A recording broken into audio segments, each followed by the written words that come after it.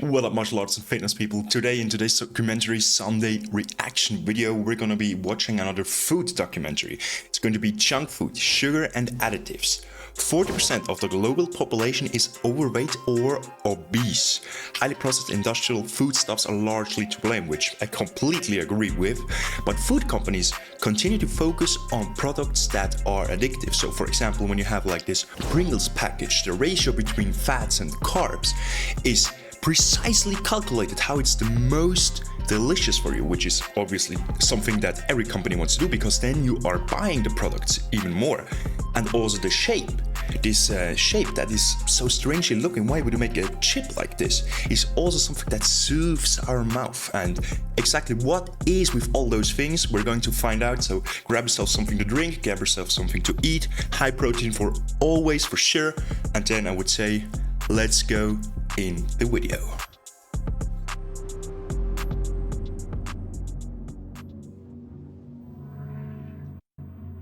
Perfect, everything's set. And by the way, don't mind I'm eating a high protein cake that I made just for breakfast. It's if you want a recipe, then go on Instagram, martialartsviking, link it to you up here. If you want recipe ideas or something that is high in protein. À partir de 13 ans, je commençais à me nourrir de... En français, parlez français, hein? Vous parlez français? I started stuffing myself with potato chips, pastries and cookies. I'd sit and We're what?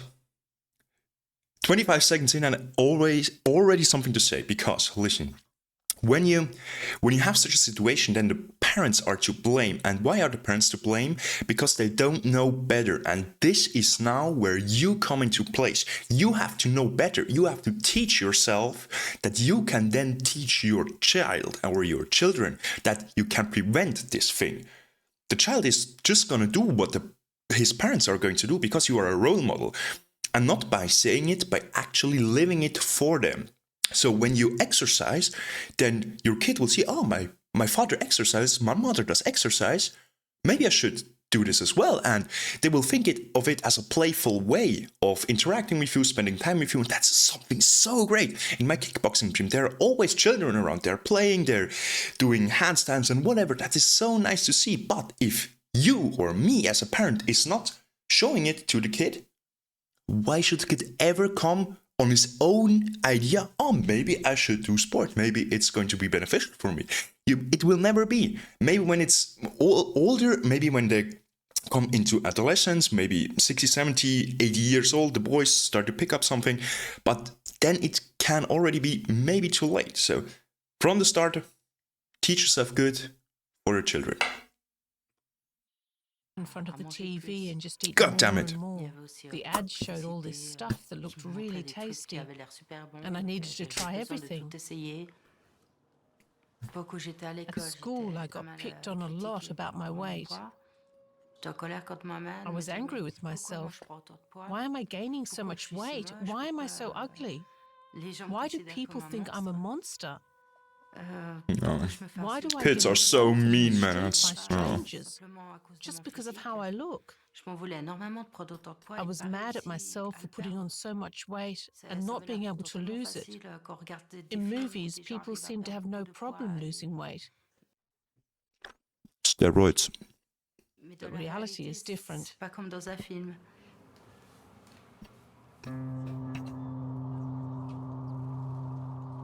Carole is 34 years old and lives near the Swiss city of Lausanne.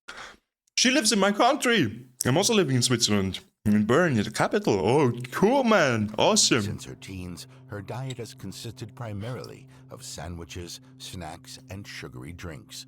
Junk food. That's why she's speaking French. It's in the French part of Switzerland. The more I ate, the worse I felt, including my problems with how people looked at me. And I ate more to feel better. It was a vicious circle that I couldn't escape from. And my doses continually increased of things that were sweeter or saltier or more flavorful. I gradually lost control. Sugar, salt, and fat. 3 ingredients that make food irresistible. Science There's something I heard from somebody I know, the protein test. The protein test is basically a little mind game that you can play with yourself, but you have to be honest with you. If you think you're hungry, think about a piece of pure protein. So for example, you're hungry and then you think, okay, am I really hungry? Then you think about a chicken breast, lean chicken. You think of a piece of turkey. If you're a vegetarian, maybe some beans, just plain beans or something like this. And if that makes you then hungry, if you then are eager to eat this, you say, oh yeah, man, fuck yeah, let's go. Then you're hungry. If not, if you think, yeah, no, not really, that's not in my cup of tea right now, then you're probably not really hungry and you just want to eat something because of the repetition of the habits that you have built over the years. You can try that out. Let me know how it went. scientists working for manufacturers are constantly trying to find the perfect combination of these tempting ingredients. Yes, was made. We Bullshit. talk to a man who knows the industry inside and out and reveals the strategies deployed by the food giants. Those three ingredients are so powerful. Salt, they call it the flavor burst because typically it's on the surface of chips, on snacks. It's exactly what I've talked about with the chips. The right ratio. I'm sure we're going to talk about this later. It's the first thing that touches the tongue. They love fats as well because those are what they call the mouthfeel. The sensation of biting into a warm toasted cheese sandwich. And then probably the most powerful of the three for many people. Honestly, sounds amazing. Just What by can you do? natural, by basic instinct. But you always have to, when you have such things, it needs to go through a filter in your head with everything. And also with like conspirational theories, such things like we weren't on the moon and such bullshit. You always need to have that filter in your head, the logic filter. Does this really make sense now? And if you answer it just by feeling, probably then you're lost. And so the My opinion. industry has engineered what they call the bliss point for the perfect amount of sugar in products. Not too little, not too much, working on maximizing the allure of their products. There we are. The investigative journalist spent years researching for his best-selling book on the food industry and the manufacturing of processed foods. I resisted calling their products addictive because it seemed crazy to me to compare Oreo cookies with heroin. It just seemed ludicrous. But I have to say, And I know where this is going. I heard that as well, that I think it's with cocaine. If you give mice cocaine, or no, there's the experiment.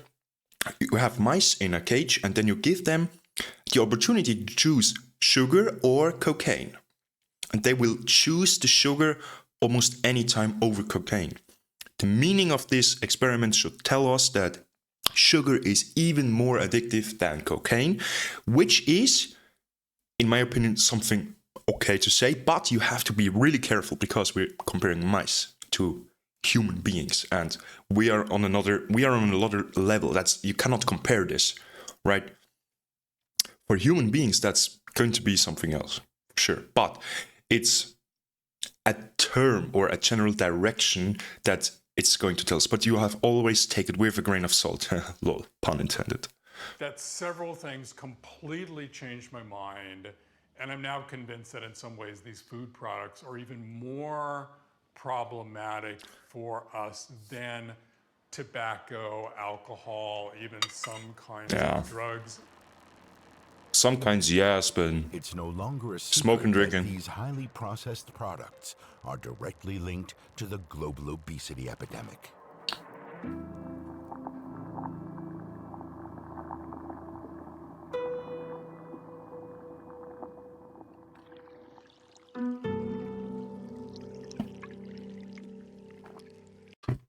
you want to know the easy switch? The easy switch that makes every diet plan and everything really unnecessary? cook for yourself. Cook for yourself and buy yourself the ingredients. Almost any problem solved.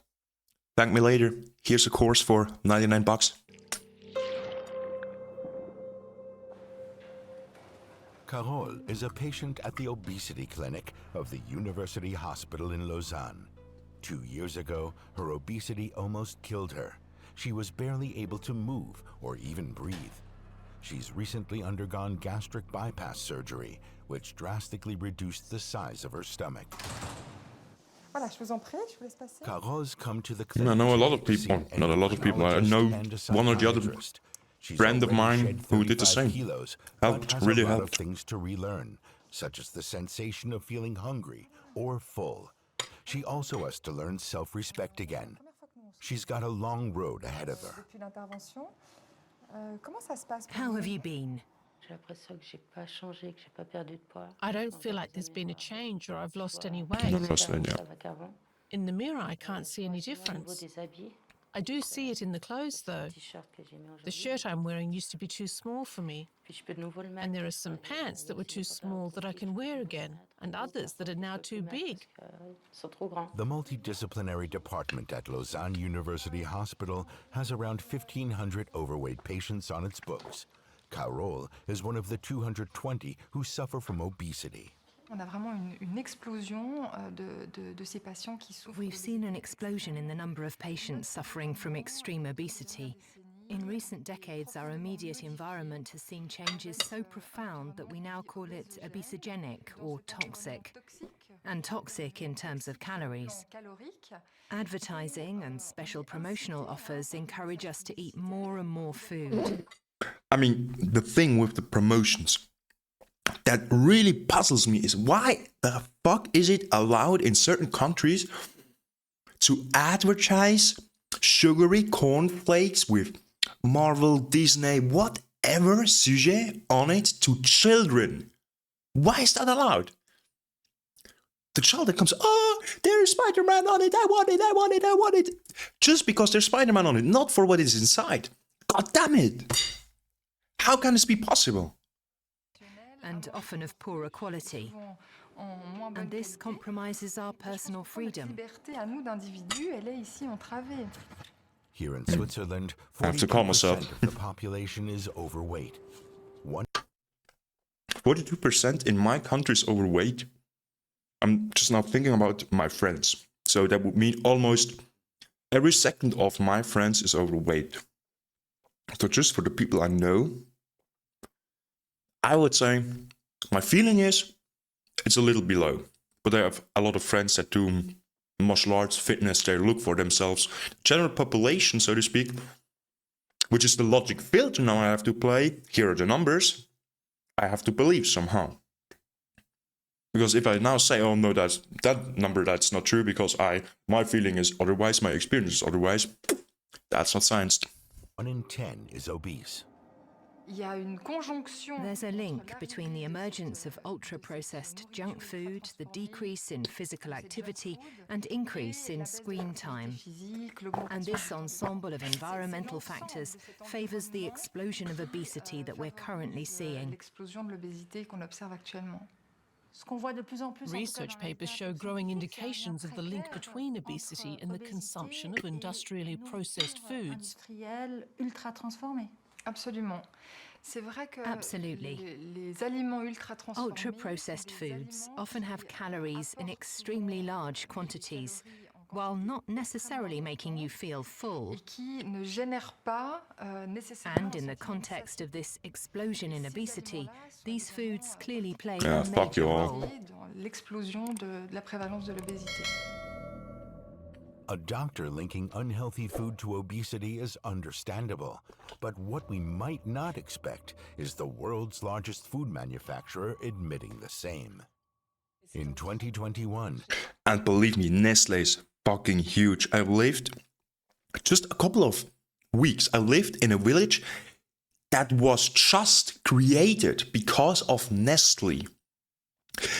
The railway tracks, it was a knot point in the center just because a manufacturing hotspot for baby powder was built there. railways were built, and the whole village, talking about 4,000 or 5,000 people now living there, was just built because Nestle had a manufacturing point there. Really, Nestle is crazy. Nestle came under fire after details from an internal presentation were published by the Financial Times. The document showed the company acknowledging that the majority of its products were unhealthy. Over 60% did not meet a recognized definition of health. The data did not include coffee, baby formulas, or food for specific medical conditions. By the way, I studied mechanical engineering, and I did my bachelor's thesis, unfortunately for Nestle, because it was in the same village that I was living.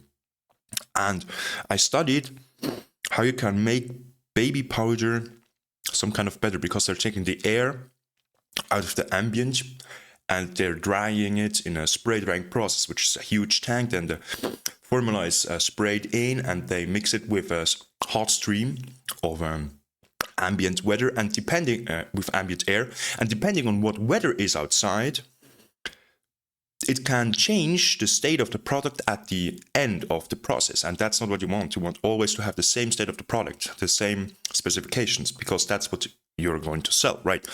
So, for example, if it would be a rainy day outside, the humidity in the air is going to be much higher than on a day in, for example, spring. So you need to take this into account. And what I studied is, we tried to take in weather forecast, going through a MATLAB program and a Python script, and model that to forecast how you need to change the parameters of the spray drying process in advance. Because once you have started the process, you push a button, then start, you cannot change it for like 24 to 48 hours.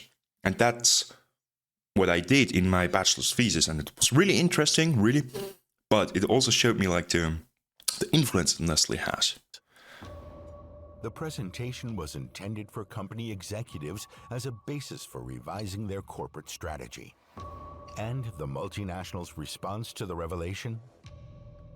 Got a B, by the way, for that. Was it a shock to learn that far more products than expected were below this threshold for unhealthy foods? C'est une prise de conscience. Once we realized this, we knew we had to do something. Prise de conscience a eu lieu, on s'est dit on doit faire quelque chose. Et lesquels est-ce que on We devrait want to garder? determine which products we should And keep, what have you which choose? ones we discard. and We which need to ones do we should something here. reformulate. Et lesquels on peut Fucking right, yeah? And this is a policy that you're following because there is a real awareness that a lot of your foods are unhealthy, or because you need to keep selling products to stay number one in the world? Je pense que c'est d'être là pour le consommateur là où il est présentement. Et on We a want vu to be parce que there là, for comme consumers que les gens and be where they l'acceptent. are. L'immunité, With COVID, there's c'est been a de growing plus en plus concern important. about health and immunity. I mean, it would not make sense if that wouldn't be the case. I mean, every company wants to sell you something. That's the whole point of our society. That they're not to blame for that. That's true. I mean, if you don't sell anything, you can't survive because nobody's working for free. We all have to provide. That's okay. But selling shit products is on another piece of paper. And about sugar intake. Les People gens are sont de now plus more en plus, aware of the need to reduce their conscients qu'il faut consumption. réduire sa consommation de sucre. We want to Et nous, accompany on est là people pour on that accompagner journey, le consommateur to eat better dans ce voyage and stay healthy. pour mieux manger et rester en santé. Nestle has already removed a number of product lines from its portfolio, such as sausage products. But why didn't the Swiss multinational and other food giants change course sooner? Because they were not Minneapolis, forced. USA, the 8th Sorry. of April 1999.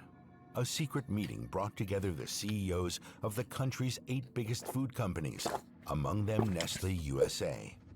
On the agenda, their role in one of the most serious public health epidemics ever seen in the US, rising overweight and obesity rates. There's growing concern about their culpability of their products to weight gain, to diabetes, to even several types of cancer. And they get together, and one of them gentleman named Michael Mudd, who's an executive vice president of Kraft, one of the biggest companies of all, you know, introduces the crowd and gets up and explains the situation. We cannot pretend food isn't part of the obesity problem. No credible expert will attribute the rise in obesity solely to decreased physical activity. The one thing we shouldn't do is nothing. As you can imagine, he was not well received by the heads of the company. And one of the company executives gets up and he's kind of visibly angry and he goes, oh, you know, look, there's no way, he says, that we're going to mess around with the company jewels, referring to their powerful ingredients like salt, sugar, fat. If that's going to diminish, you can go to my salty jewels maybe if you want. Diminish the allure, the attractiveness of the sales. The corporations saw no reason or incentive to change anything. The meeting ended abruptly, illustrating their lack of interest. There was seemingly no stopping the obesity epidemic, as shown by the growing amount of red on this map.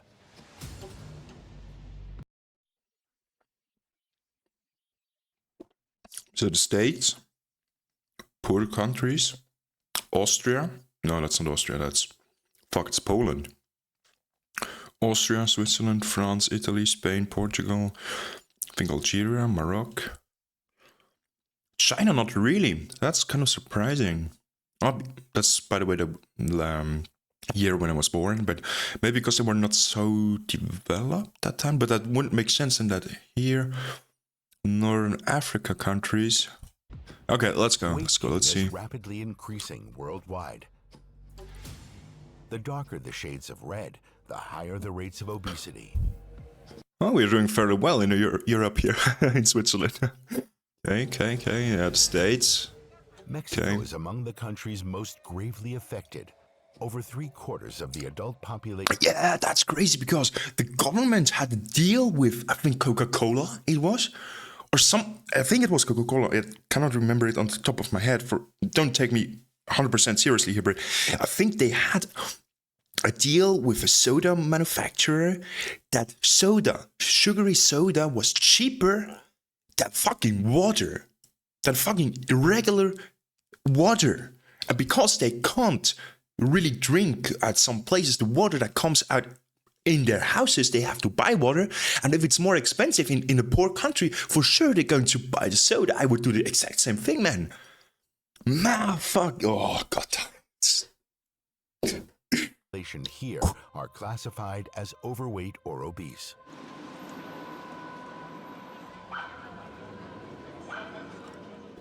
Mexico also has one of the worst rates of child obesity. Yeah, look. Oh, God.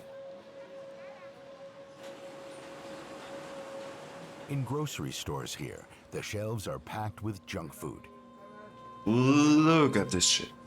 Obesity is prevalent among all ages of the population, including Rogelio, who mostly eats chips, other snacks, and sugary drinks. Ever since I was little, I've been eating this type of food. My mother never told me to eat fruit instead. She always Exactly said, this. if you like it, then eat it. Exactly this. What I was talking in the beginning.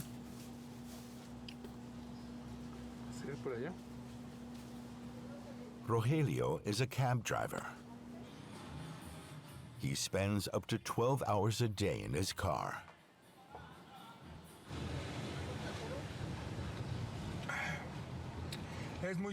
It's super tasty and helps me keep on working. I can keep driving without having to stop to feed myself.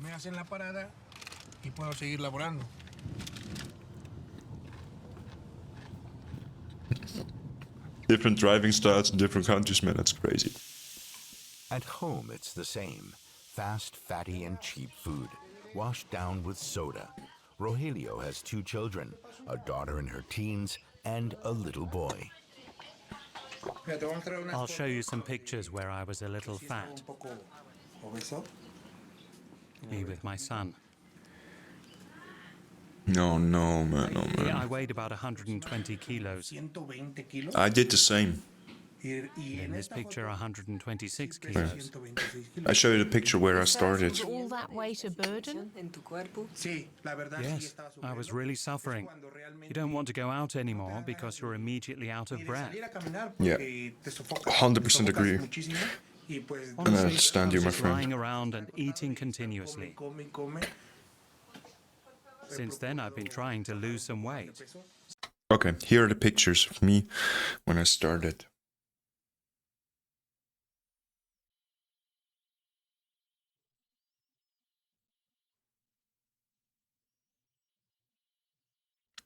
Look at this. I mean,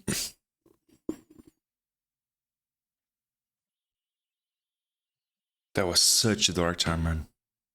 Luckily, I made it out of this shit. So I can live. But I know how you feel, brother. It's really not that great. Not a The good current feeling. government has made the battle against obesity a priority. And leading the charge is Hugo Lopez Gatté, a doctor, trusted advisor to the president and deputy minister of health. Aproximadamente una tercera parte de las causas de muerte. For at least the last 15 years, about a third of all deaths in Mexico have been caused by poor Al nutrition. menos en los últimos 15 años. That's a solid statement, man. Oh, shit. El exceso. And that's mainly due to excess amounts of sugar, calories, fat, and salt. In 1980, just under 7% of the population in Mexico was obese. Since then, the figure has risen over fivefold. Fuck, man. Fuck. In that same time frame, the country has undergone radical changes due to the opening of the market to international trade. En México, en los años 80, in the 1980s, there was a very abrupt change, both economically and socially. The country turned towards neoliberalism and economic deregulation. At the same time, the protections provided by the state against health risks were dismantled, although it would take a few years for the consequences to become apparent. There was an increase in overweight people, and after about 10 to 15 years, we were seeing chronic diseases like hypertension, diabetes, obesity, and cancer, etc. The tipping point was the signing of the free trade agreements with the US and Canada in 1994, which flooded the Mexican market with cheap, processed products. The ubiquity of sugary drinks like Coca-Cola is symbolic of this disaster. This is what I talked about. Today, Mexicans consume an average of 163 liters of soda per person per year.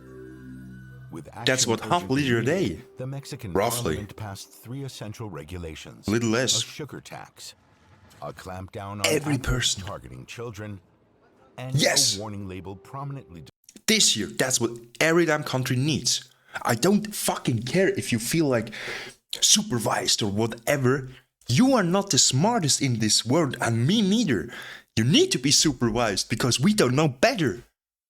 We are not all having PhDs, and if then is somebody in the States that says, "Oh, we are not going to be supervised.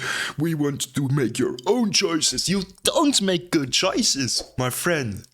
Fucking hell. Oh. Products, similar to cigarette packaging. The measures were lobbied for by consumer groups, doctors, and private groups like the one run by Doré Castillo. Breaking a sweat here, goddammit. Today, manufacturers have to declare whether their products contain excess sugar, calories, saturated fat, trans fats, and salt. Awesome. This is fundamental. But first, people needed to die for this. Obesity and preventable non-communicable diseases. To avoid these labels, many brands have changed product formulas and reduced the amount of sugar, for example. That's the thing. That's the thing. You have to force the companies to do so. Why should they change a running business? They're selling their stuff. if you force them, if you not change your recipe, you will have a stamp on this is bad. This is bad for you, and people won't buy it anymore, or not in that excess. And therefore, okay, we still want to make sales, we want to make good money, we want to have that Ferrari, that vacation on Hawaii next year. So we are going to change the formula. And then we keep selling because we're not having then this stamp on, this TRAB stamp, or bad food stamp. And then there are the That's the way. That's the fucking way. In particular, the animal mascots. I think that's going to be demonetized. I just swear here. Manufacturers had to remove the tigers from these cereal boxes. Others had an elephant or a toucan. These images are ingrained in the memory of so many children and are all part of a marketing strategy to boost sales and brand loyalty.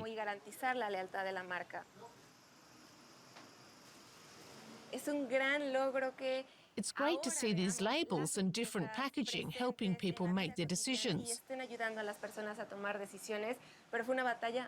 It was really tough, part of the general struggle we're fighting to protect the health of people in Mexico. Food corporations have launched legal challenges to oppose the mandatory labels. They claim that the labels prevent consumers from being able to compare products and selecting those that mean a healthy diet. Me parece indignante que las empresas It's scandalous that food companies, whether they're multinational, international, or Mexican, are so indifferent to human suffering. Basically, they have contempt for ordinary people. Desprecio por lo público. I've heard these executives so often pretending to talk to the government. But in reality, they have other intentions. Delaying tactics and misinformation in order to win time and keep on making profit, despite being aware that they are killing people, especially minors. Matando personas, y sobre todo personas menores de edad. We contacted the big players in the Mexican food industry, but none of them wanted to give us an interview. Wonder why.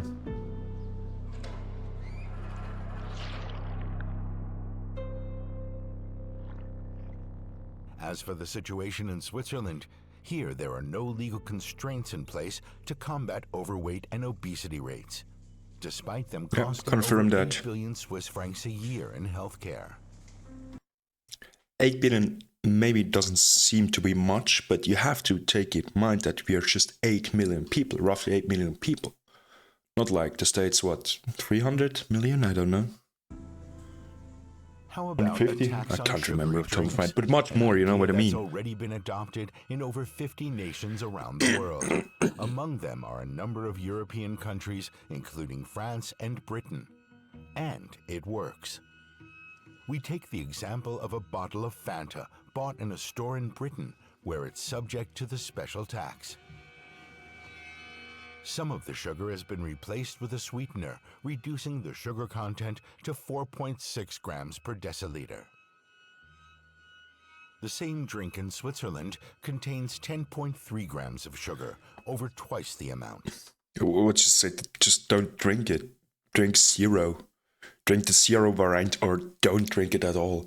And if you have the opinion that it's better to have a Fanta like this, full of sugar, than have something that is sweetened with artificial sweeteners, then I don't take anything serious that comes out of your mouth. Period. That's right.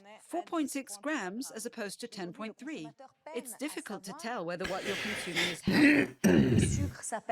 There are 15 different names for sugar, and we never know how high its content actually is. There are marketing tools enabling companies to hide the sugar content. The government needs to take responsibility here. Politician Delphine Bachmann has submitted an initiative from the Geneva region for the Swiss National Parliament. The goal is a tax to limit sugar content in beverages and processed That's in foods. Bern, the capital where I live. The industry knows full well that It's the the main products are building of the unhealthy. parliament in Switzerland. Companies know they're hiding sugar, but they're afraid to lose these consumers who've become accustomed to the products. They don't want transparency.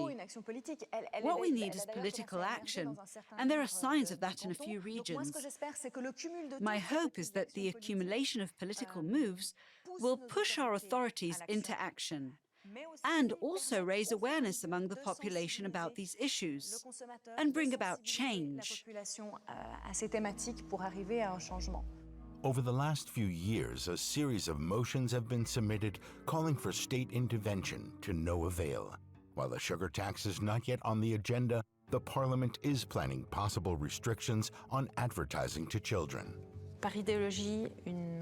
A majority of Parliament does not want market regulation for ideological reasons. And there are lobby groups linked to sugar production and processing and the food industry who have friends in Parliament. Lobbies are important sources of expertise and information, but when industry interests become dominant and influence public health and spending, that's not okay. We show this politician the soda from Switzerland, containing twice the sugar content. Let him also try it. And the World Bank report on the impact of the sugar tax. The taxation of sugar-sweetened beverages is internationally recommended as a priority component of a comprehensive approach to preventing and controlling obesity. The World Bank report speaks volumes and is encouraging reading. It clearly says that hidden sugars are a disaster and that the sugar content has to be reduced in the interest of public health concerns and public spending. But that's not going to be of interest for the majority of Parliament. How does Parliament explain their resistance? That's not okay. I'm not interested. I think we have votes in September here in Switzerland. Also members of a soft drinks lobby group representing the likes of Coca-Cola, Red Bull, and domestic sugary beverage supply. So Coca-Cola we know, Red Bull we know, Ramsayer, that's like an apple drink that is pretty big in Switzerland. Rivella is like, that's hard to explain. You cannot really explain the flavor of Rivella. It's a Swiss drink and it has a zero, more or less a zero variant, Rivella Blue, but Rivella Red is something that every Swiss child drinks and knows. Every Swiss person knows Rivella. It's really, really big. Suppliers. A statement by here, the group claims We are active and transparent participants in the political and social debate. And yet, of the 10 members of Parliament we asked, none agreed to an interview. You fucking foolish For consumers morons. facing a constant flood of advertising, making an informed choice isn't so straightforward, as we see at this Geneva school. A presentation teaches pupils about the amounts of sugar and fat in processed foods. Over here are products that ideally they should avoid. On the other side are...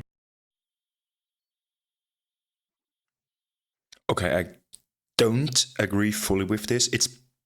This side here, you see here, is better than the other side, yes. But this consists mainly of the old pyramid, of the old nutrition pyramid. The bottom you would have fruit and veggies, and then really fast comes carbs.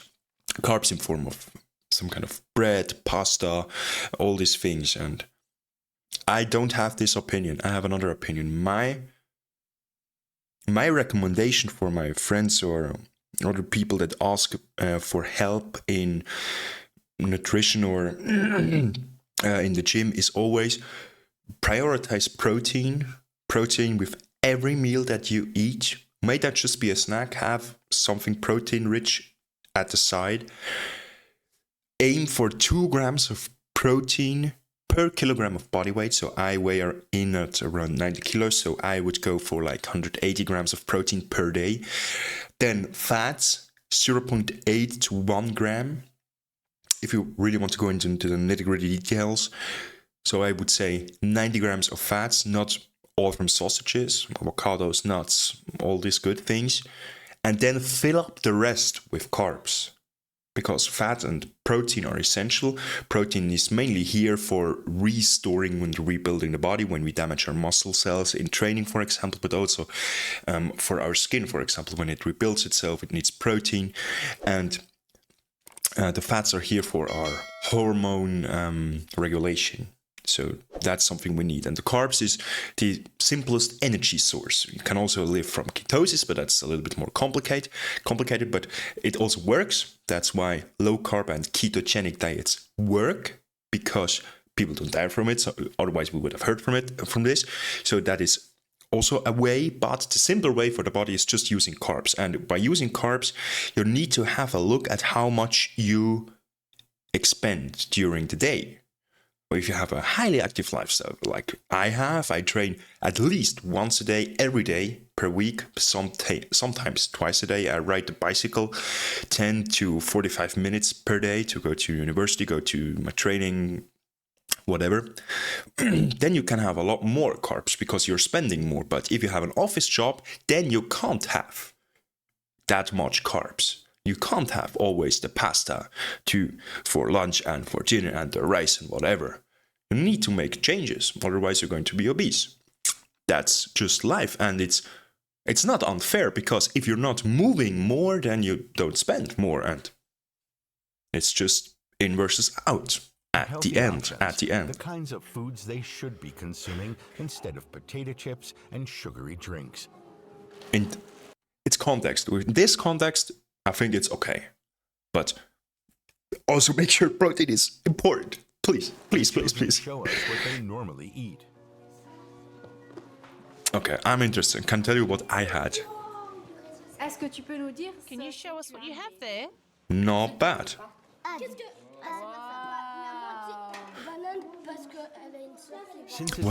What's that? What's that? That's a bread, but this year some kind of fruit. Years ago, the program has spread and is now being used by 1 in 3 Geneva schools. I didn't have this in my school term. Early childhood, before the age of 10, when most of our habits develop. The food industry has understood this very well and targets children with aggressive marketing to get them used to ultra-processed foods and neatly packaged snacks. Which of these things would you buy first when you're in a store?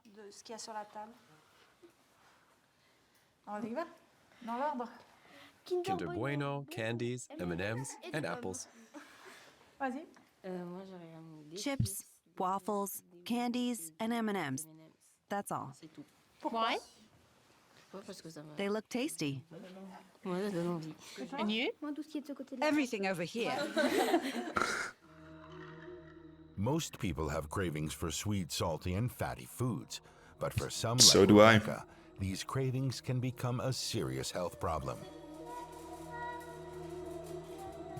For 20 years, she's been suffering from a compulsive eating disorder, binge eating on a regular basis, consuming enormous amounts in a very short period of time. I have been there as well, and that's really not even with this, but yeah. It became a Wrong habit. approach, When the emotions got but I too learned. much, food became my refuge. Sometimes it felt like a complete disaster inside me, and this was the only way I could cope.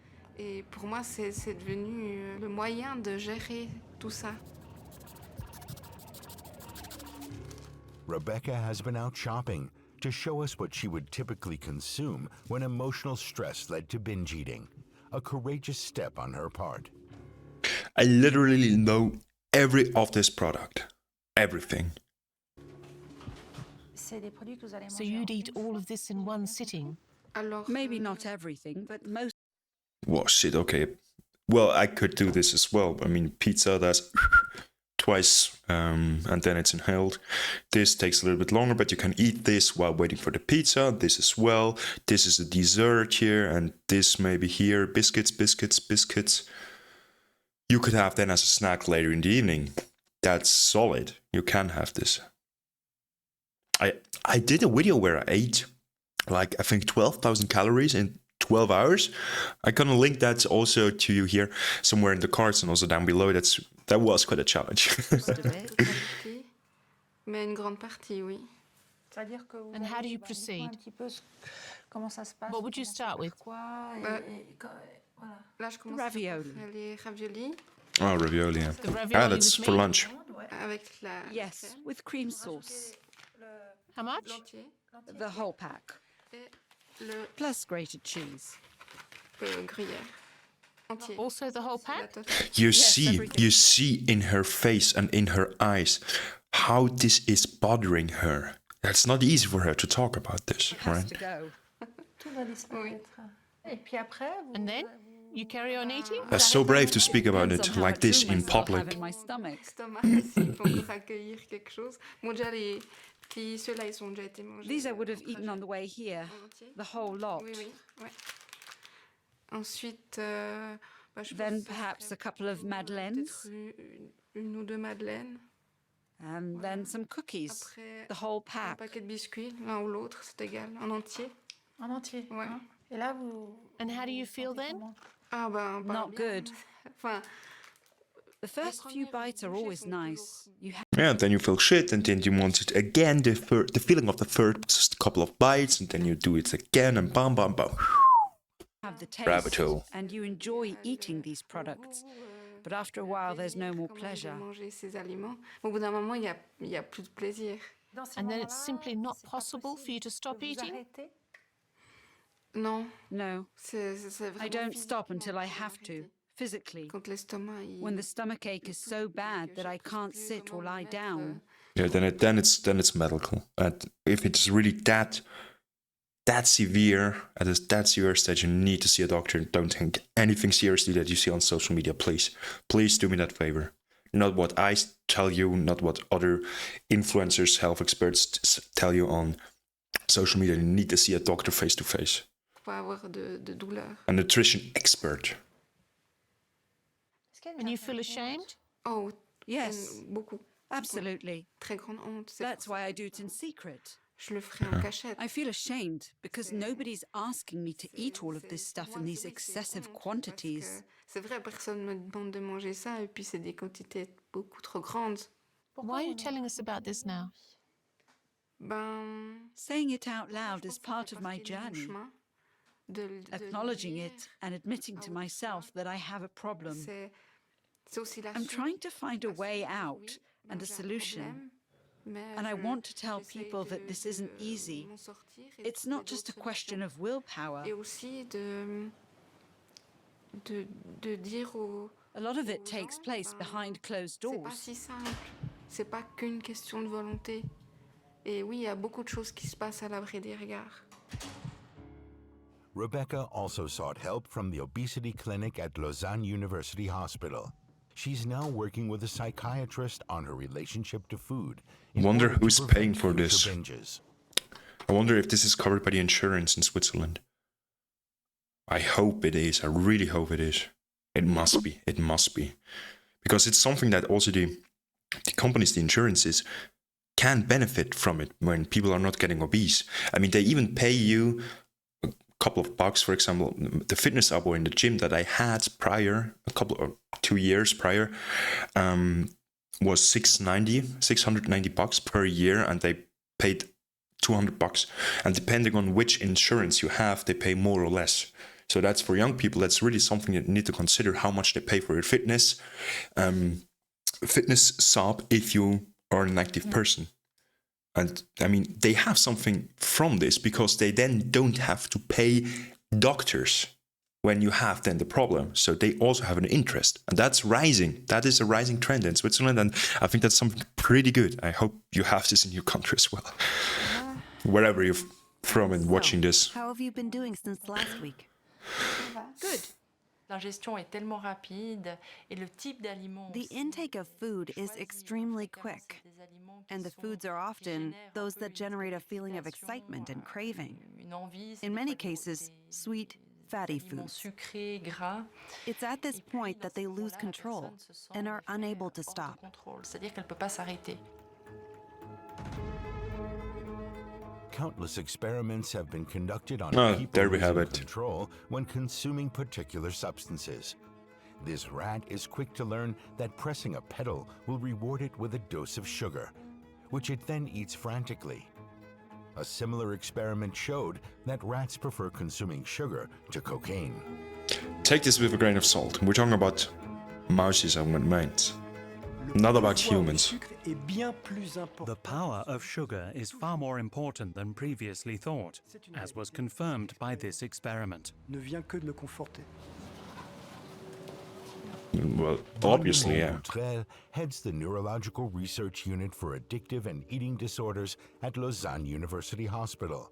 His area of focus is the mechanism behind addiction and loss of control. Les adaptations que l'on peut mettre en évidence dans le cerveau d'une We see personne changes in the brain of someone who cannot control their intake of fatty and sugary foods, sont tout à fait comparables aux adaptations and they're comparable to those seen with excessive and uncontrolled consumption of alcohol, cocaine, or tobacco. d'alcool, de cocaïne ou même de tabac.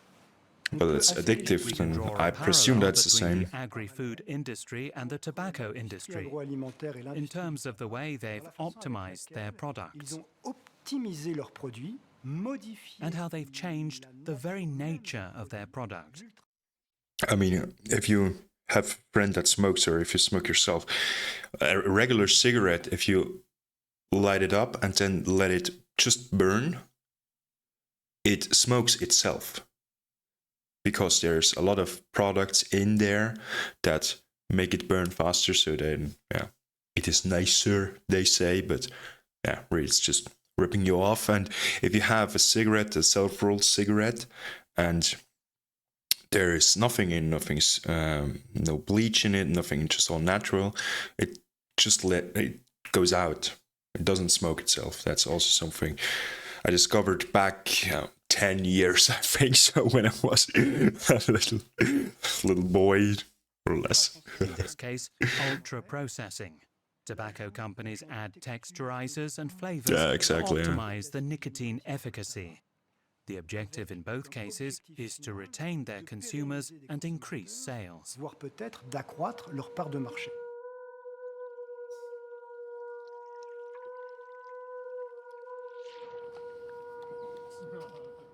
Journalist Michael Moss, who has dubbed sugar, salt, and fat an unholy trinity, wanted to understand how U.S. food engineers develop products and investigated many industry laboratories. The industry hates the word addictive, right? And you won't see them in their laboratories, talking to each other, go like, how do we make this new potato chip like more addictive? They use other terms to describe their efforts to maximize the allure of their products. They talk about engineering craveability, for example, right? They talk about engineering. That's a good word. Well, one of my favorite Craveability. expressions is more-ishness, right? As in getting us to want more and more of the product. Is that really a thing? Are Actually? manufacturers deliberately targeting vulnerable consumers? Right, the industry has a formula they call sort of the 80-20 rule, which is that 20% of their customers will be eating 80% of the product. So a few people eating a whole lot, and they call those people the heavy users, and they will target them through marketing. Sorry, I have to interrupt here again. I mean, it's the same with mobile games. I played a lot of mobile games because I was bored, and I'm sure you do as well. You have always, in mobile games, they call it the whales. In mobile games, for example, I played a lot of Forge of Empires. You will always have certain tiers or stuff in the game that you can buy that will give you a certain advantage. It's not meaning that it's necessarily pay to win, but in Forge of Empires it was like this. And they're targeting, so Forge of Empires targets specifically the whales that are spending hundreds and hundreds of dollars per month in the game, because those are the people that fund the game. And maybe there are just a couple of hundreds from a million players, but it's the same thing. It's the same thing here. I mean, the world is not that. It is complex, but there is certain things that you see on every part of it. Knowing it's that crazy. It just reminded me of this. For various reasons are vulnerable to overeating their product. If they focus on that 20% of their customers who are eating 80% of the product, they're going to maximize their sales. What about Nestle, the world's biggest food corporation? Is it targeting people prone to excessive eating? And why does the company continue marketing products that it has itself called unhealthy? During a 1-hour interview, we repeatedly asked questions like these and were given almost always the same answer. D'abord, chez Nestlé, ce qu'on aime, c'est d'aider Nestle wants to help people to eat well, which means finding the right balance between enjoyment and health. la santé. La philosophie de Nestlé, comme Nestle's philosophy is to help consumers eat well, combining enjoyment with a balanced diet and sound health. Et la santé. Et c'est pourquoi une compagnie comme And that's why Nestle offers both a range of affordable and nutritious products and gourmet products that should be consumed in moderation. Qui doivent être consommés en modération. Mais ça, c'est vous qui le dites ici, on sait dans les faits. But it's known in practice that some of your consumers are heavy users, people who eat excessively. Qu'on appelle heavy users, des consommateurs excessifs. Aren't these consumers essentially addicted to your products? She will deny it 100%. Pour nous, en fait, that's why we've been introducing educational programs. So, Mais vous pensez qu'ils vont être do you think they're addicted? Accro? Non, je crois pas. Je pense addicted? No, I don't think so. Not to Nestle products, at least. Our Not her products products. are not developed with that in mind. That I actually believe. As I said, there are more illishness, whatever. That's what they have in mind, not addictive. She didn't lie. She didn't lie. Our products to fit a balanced and healthy diet. No, they don't. They really Each don't. manufacturer has its own strategy for seducing our appetites. Michael Moss has no doubt that the most vulnerable consumers are key to the food giant's market success. Yeah, that's true. In the sense of defining the word addiction as being kind of this repetitive behavior that some people find It's the same in the lottery. difficult to Go to a quit, casino. I think that absolutely defines the business model of the processed food industry. Spending every waking hour engineering and marketing their products in a way that causes us not just to love them, but to want more and more. So what action is Switzerland taking? In 2020, the government stated its opposition to the law in Mexico requiring food manufacturers to declare excessive levels of sugar, fat, and salt. They do so using these black warning labels. What prompted Switzerland to get involved? Several dozen internal emails obtained thanks to the country's Freedom of Information Act show that Nestle has been approaching the government with its concerns. They include this I want to read this. approaching the government with its concerns. Okay. Okay, we don't see who this is from. Our conversation last week, Mexico, dear. It was a great pleasure to see you again here in Vevey last week. That's near Lausanne, where Nestle has its headquarters. As discussed, I'm attaching here a summary and key messages of the two pressing issues we are dealing with in Mexico, also detailed below. We would appreciate your help and recommendations on our advocacy efforts as you may consider appropriate. Front of pack labeling initiative, bill discussion, not passed yet. Local bans on plastic capsules and PET bottles, PET, polytetraethylene? I don't know. Don't remember, already passed. Please let me know what's in the next first discuss. Okay. They include this correspondence between the Federal Oh, man, Department of Foreign fuck no, Affairs that's too much, sorry. and the State Secretariat for Economic Affairs, or SECO. J'ai pu parler ce jour avec eux ainsi qu'avec m'a confirmé la gravité du problème et l'urgence d'une intervention, raison pour laquelle Nestlé s'est adressé au SECO directement pour demander la permission officielle. J'ai lu, ok. I was able to speak with who confirmed to me the gravity of the problem. and the urgent need for action, Nestlé has approached Seco directly to ask for the support of Swiss officials. Seco refused our requests for an interview, unlike Nestlé. Donc, nous, on était d'accord avec l'objectif. We agreed with the aim of the law, which was to decrease obesity rates and help consumers eat healthy. C'était l'exécution, la mise en œuvre. What we didn't agree with was the implementation of this law, because it doesn't help consumers in their choices. Why not? The proposed labeling in Mexico is merely an alarm system and does not encourage consumers to make better choices. But it's the first step. But isn't an alert necessary when 76% of the population is overweight or obese? In Mexico, yeah. Not in Switzerland. Absolutely. You're right. We need to set up educational programs to reduce for which then you buy. To help people make better Or you pay. choices. To Nestlé. Nestlé No. wants to create support programs? What is certain is that the multinational wants to block any statutory requirements. Among the messages sent by Nestlé to the Swiss government is this memo. The proposal is too radical and restrictive and lacks scientific rationale. It doesn't. The warning messages are susceptible of creating unnecessary fear in consumers. We showed the memo to Mexico's Deputy Minister of Health. Just laughs. My first response is to laugh, but it's a tragic laugh. I laugh because of the rudeness and stubbornness of the food industry. In this case, a very influential multinational corporation.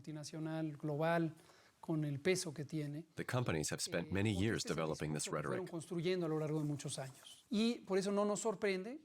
I mean, what do you think? Why was the person from Nestlé speaking to the interviewer? Why was it this exact person? Because she is obviously trained in exactly this, in the rhetoric, in representing the company to journalists. The other government organization, the SECO, the Wirtschafts agency from Switzerland, maybe that person wasn't available, or what I also could imagine is they don't have one. That's why there was no interview. You need to have trained people for this. You cannot let the intern talk to the journalist. Right. I'm not surprised to see them trying to deceive the public, claiming that labeling is not beneficial.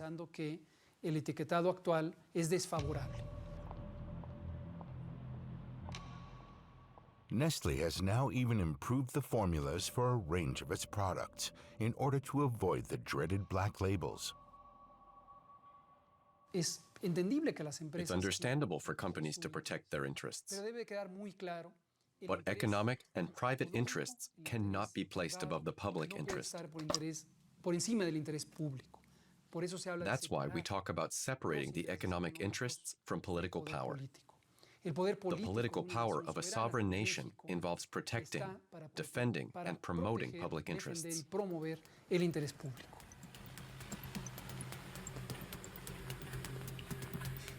And chief among those interests is protecting children. Nathalie Farpor-Lambert is a pediatrician who spent decades counseling overweight minors, helping them in their struggle toward a healthier diet. In the past, we used to have children who were slightly overweight in relation to their age and height. But today, we have children who are massively overweight, by 20 or 30 kilos or more. What upsets me the most is the fact that children are being manipulated. They are victims of this food system. They can't help it. Often we blame the parents for making the wrong choices and buying unhealthy products. But it's extremely difficult don't know for them to better. make the right choice. The labeling isn't always clear to everyone. We're violating the human rights of children. And you have to ask how far things will go. Are we willing to sacrifice one or even two generations? On sera prêt à sacrifier une génération, voire deux.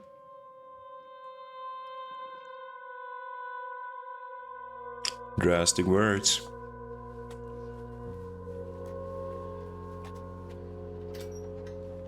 For years now, I've been unable to look strangers in the eye.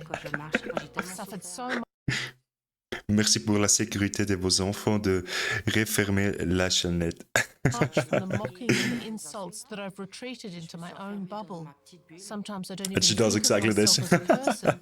I'm just this ugly thing.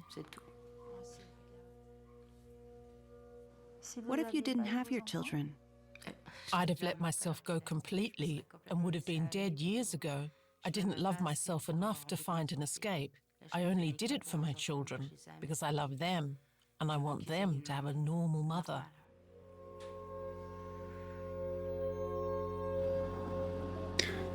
Wow, heavy tobacco here early in the morning. That was a crazy thing, man. I don't know how about you if you're interested in nutrition and all those things. I can give you my 2 cents about it. If you want that, then leave me a comment down below and I would say go out there, punch hard, kick heavy, and vice versa, and we see us in the next one. That was a pretty good one, but also a little bit of a bummer. Until the next time.